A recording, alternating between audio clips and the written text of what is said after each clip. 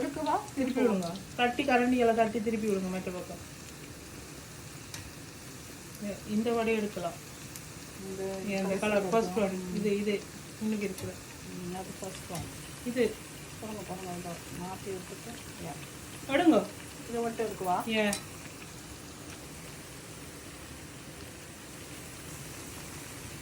எல்லோருக்கும் வணக்கம். நிறைய நாளைக்கு பிறகு என் ஃப்ரெண்ட் வந்து என்னோடய வீட்டுக்கு வந்திருந்தார்.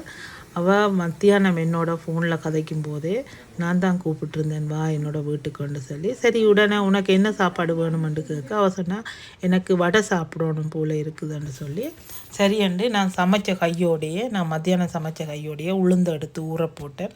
என் ஃப்ரெண்டுக்கு சொன்னேன் நீ 5:30 மணிக்கு பிறகு தான் வீட்டுக்கு வரணும். ஏன்னு சொன்னால் எனக்கு ஒரு வேலை இருக்குது, 2 மணித்தியாலம் ஜாப் இருக்குது, அதை முடிக்கிட்டு தான் நான் ஃப்ரீயாவேன், அதுக்கு பிறகு தான் நீ வரணுமென்று சொல்லி.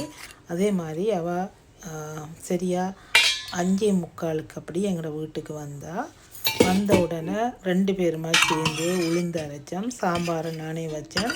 அவள் அடுப்பில் விட்டுட்டு வடையை தட்டி கடகடாண்டு போட்டேன். வடை சுட்டு முடிஞ்சு இப்போ சாப்பிட ரெடி ஆகிட்டோம்.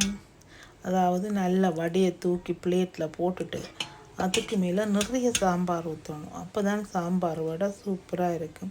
உங்களில் யாருக்கெல்லாம் சாம்பார் வடை பிடிக்கும் நீங்கள் எனக்கு கமெண்ட் பண்ணுங்க.